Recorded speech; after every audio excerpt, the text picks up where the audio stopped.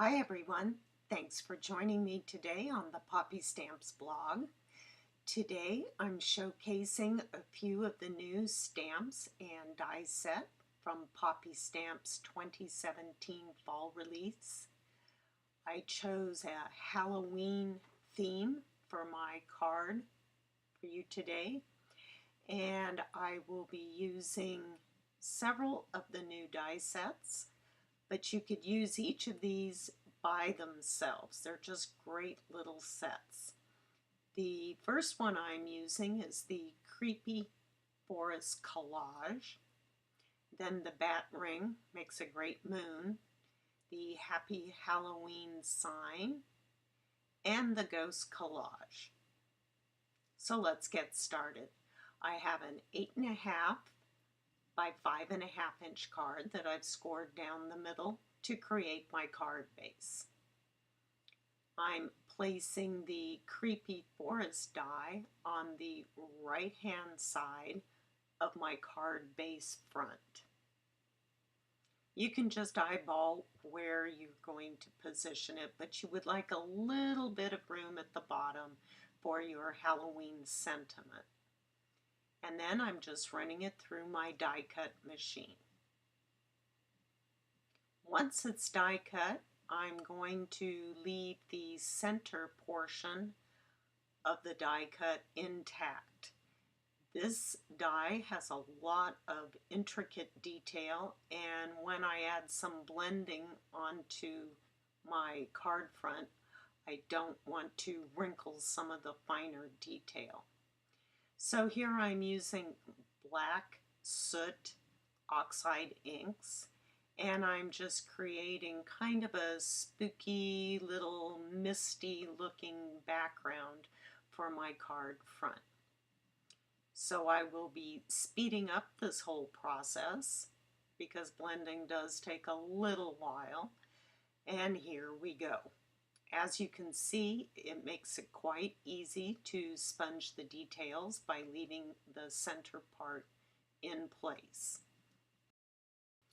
As I was sponging, I realized I hadn't masked off the back side of my card, so here you can see I've added a piece of Post-it tape to prevent my sponging from bleeding over to the back.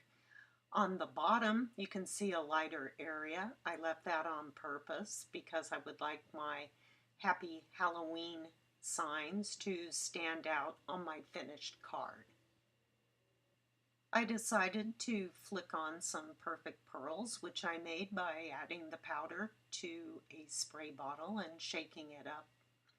I use the applicator to flick them on just off the tip of my finger. Seems to work quite well for me. And it made it look like there were little stars twinkling in the background through the creepy forest. I cut my cute ghosts from vellum using the Ghost Collage die and then trim them away from their background to use on my card. The bat ring die created my full moon with bats. I cut it twice, once with dark gray cardstock and the second time with yellow for the moon. And I lightly sponged the moon with black soot oxide ink. To keep everything together, I added a few pieces of tape on the back, and that means they won't get lost until I'm ready for them on my card. I position my ghosts on my card base where I'd like them to end up and added glue under a couple of branches to keep them in place and to make them look like they were actually floating through the creepy forest. Once I had them positioned, I added my acrylic block and allowed them to dry. To add my Happy Halloween die cuts to my card base, I'm using something new this time.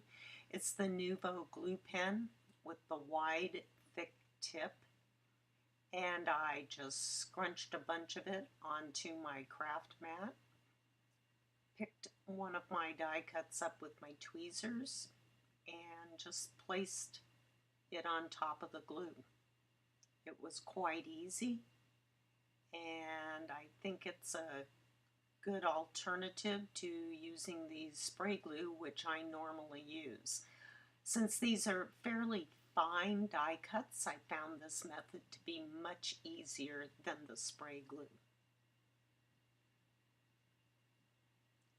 I position my bats inside my card, double check the placement on the front, and using a pencil just gave myself a couple of marks so I would know exactly where I needed to put my bat ring.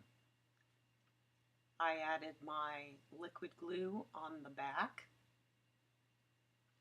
and gave each of the little bat wings a little bit of glue. Using my tweezers, I found my marks and added to my card. Again, I used my acrylic block to hold them down until it was dry. I used the Spider, Trick or Treat, and Boo stamps from the brand new Halloween Costume Cats stamp set. This stamp set also has a companion die set.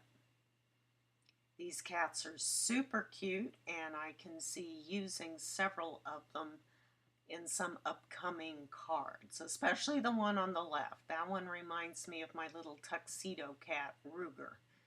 I don't think I can get a costume on him. I cut a strip of black cardstock and used my anti-static bag. Added my Trick or Treat sentiment using Versamark ink and some yellow embossing powder to go with my moon. I heat set the sentiment strip off camera.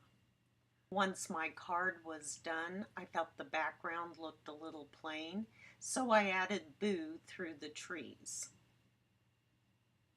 My sentiment strip was just added with glue, and I also added a little glitter spider. And that completed my card. I hope you enjoyed my tutorial today and that I've given you some inspiration for creating your own Halloween cards using a few of the dies from the new fall release from Poppystamps. Thanks for stopping by.